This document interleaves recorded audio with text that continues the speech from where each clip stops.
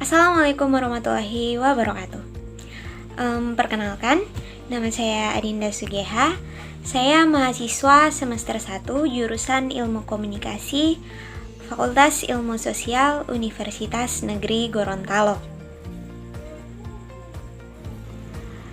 Pada kesempatan kali ini, saya akan menjelaskan sedikit tentang teknik penulisan berita. So, langsung saja, apa sih yang dimaksud dengan berita?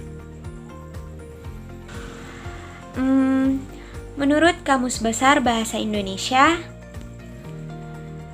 berita atau kabar adalah cerita atau keterangan mengenai kejadian atau peristiwa yang hangat diperbincangkan. Berita juga berarti laporan, pengumuman, atau pemberitahuan. Jadi pada dasarnya, berita adalah laporan kejadian atau peristiwa atau pendapat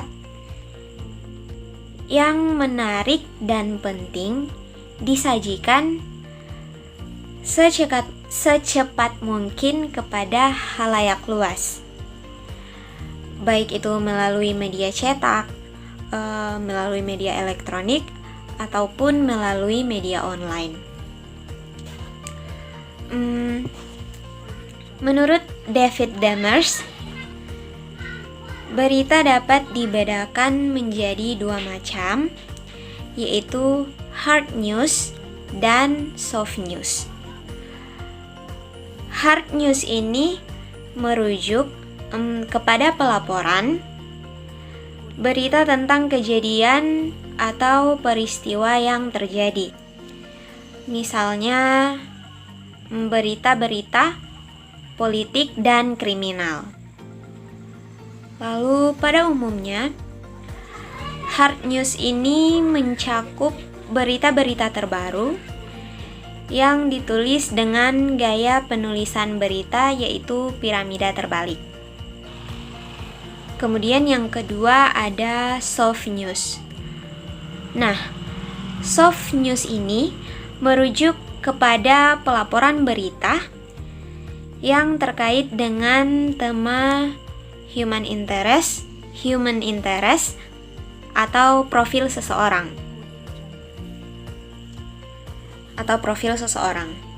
Nah, dalam menulis berita, kita sebagai penulis berita harus memperhatikan unsur-unsur sebuah berita. Kalau unsur-unsur berita ini tidak lengkap atau salah satu dari unsurnya itu tidak ada atau tidak dicantumkan dalam berita, maka sebuah berita tidak bisa disajikan atau tidak bisa ditayangkan karena memang informasinya tidak lengkap. Nah, unsur-unsur berita ini akrab kita kenal dengan sebutan 5W 1H. Jadi unsur yang pertama itu what atau apa. Jadi di sini memuat apa yang terjadi atau peristiwa apa yang terjadi, seperti contohnya penjamretan, pembunuhan atau kejadian atau peristiwa-peristiwa kriminalitas lainnya. Nah, unsur yang kedua yaitu who atau siapa. Misalnya yang diberitakan ini suatu kejadian kriminal, maka siapa pelakunya, siapa korbannya, atau siapa saja yang terlibat dalam kejadian kriminal ini. Nah, itu yang dimuat di unsur kedua ini. Yang ketiga yaitu when atau kapan. Jadi unsur ini mempertegas waktu kejadiannya, yang tentu saja hal ini guna memperjelas keaktualitasan sebuah berita yang disampaikan atau yang ditayangkan. Kemudian unsur yang keempat ada where atau di mana. Nah, di sini itu di mana kejadian yang diberitakan ini terjadi, atau di mana peristiwa ini terjadi. Lalu unsur yang kelima adalah why atau mengapa. Jadi why atau mengapa kejadian ini bisa terjadi. Jadi informasi mengapa kejadian ini bisa terjadi di unsur kelima ini. Dan yang terakhir adalah how atau bagaimana. Bagaimana peristiwa ini bisa terjadi atau bagaimana kronologisnya. Nah, itulah unsur-unsur yang harus diperhatikan dalam penulisan berita. Jadi kalau salah satu dari unsur ini tidak ada, maka informasi yang dicantumkan pada berita itu tentu saja tidak lengkap. Kemudian dalam menulis berita, kita harus berpedoman pada struktur berita, agar berita yang kita sajikan mempunyai sistematis yang baik dan bagus untuk dibaca oleh para pembaca. Nah, struktur berita yang pertama atau yang paling atas adalah judul berita atau headline. Jadi judul berita ini harus ringkas, maksimalnya 7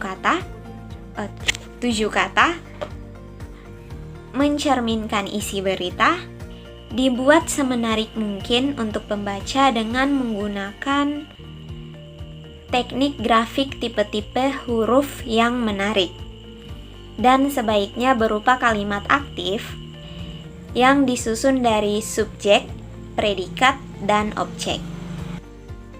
Nah, judul berita ini sendiri berfungsi menolong para pembaca yang bergegas mengenal kejadian di sekelilingnya. Mengapa bergegas? Karena ya sifat manusia zaman sekarang itu ya tergesa-gesa.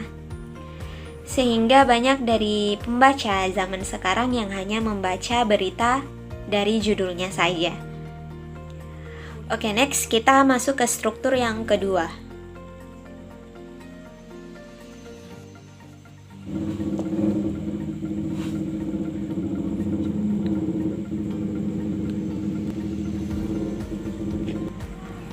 Baris tanggal ini berisi tanggal dibuatnya berita dan nama surat kabar atau sumber beritanya. Selanjutnya, struktur yang ketiga adalah teras berita atau lead.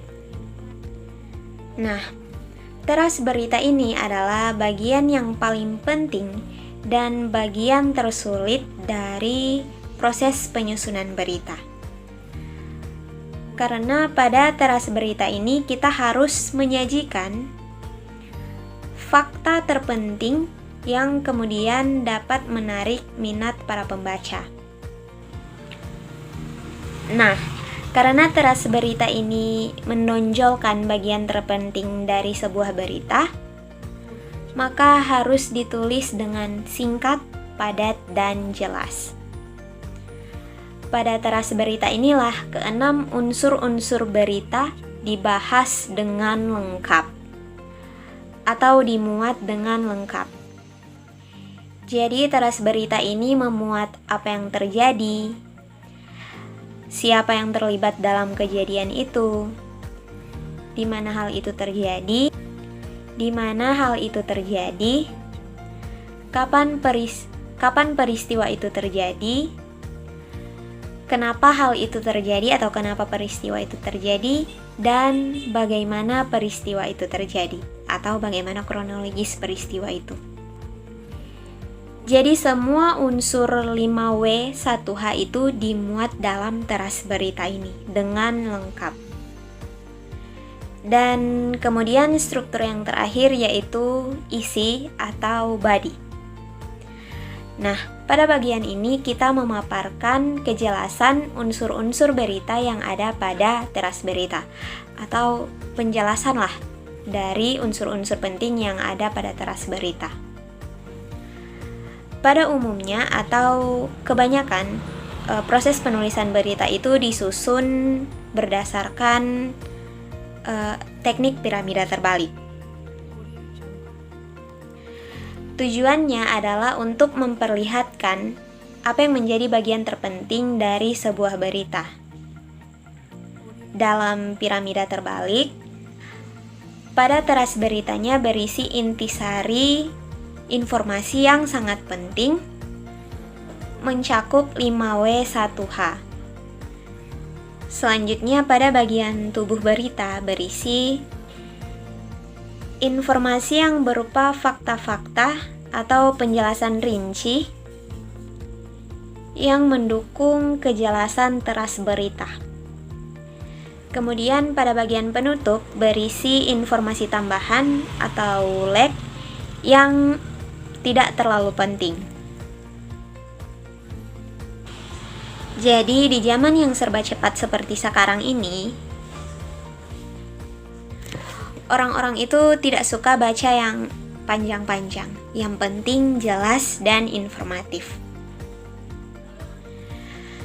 Penulisan berita dalam bentuk piramida terbalik ini memiliki karakteristik tertentu seperti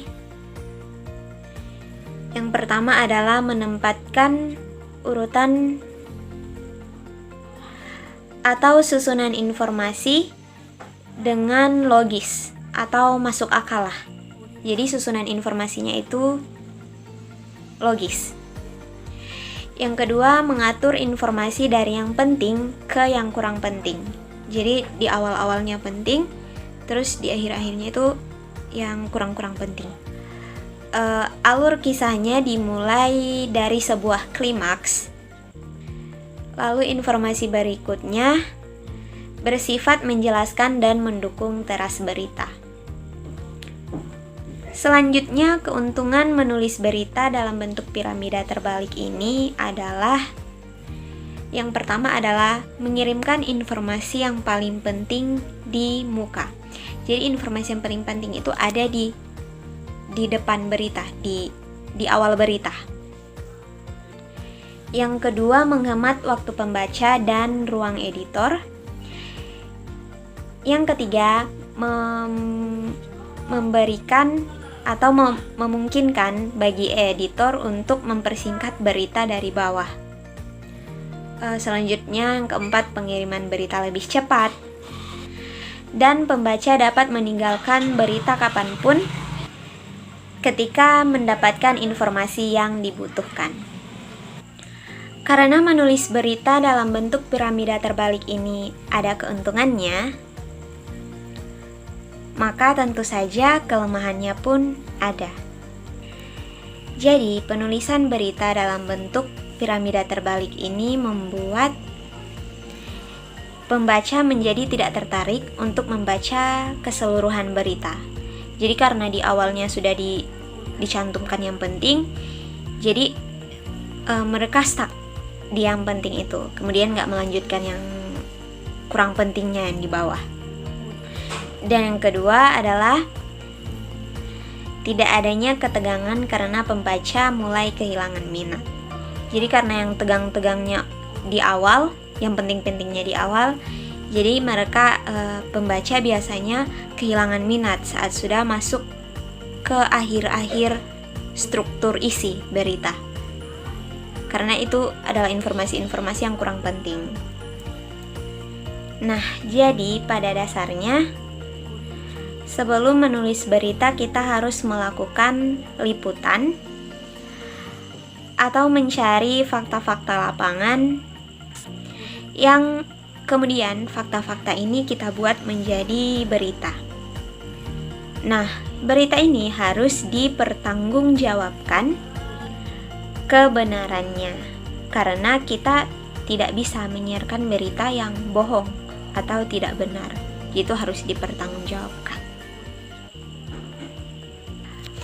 Mungkin itu saja yang dapat saya jelaskan. Lebih dan kurangnya saya mohon maaf, dan mohon maaf jika ada kesalahan. Sekian dari saya. Wabillahi taufiq wal hidayah. Wassalamualaikum warahmatullahi wabarakatuh. Bye.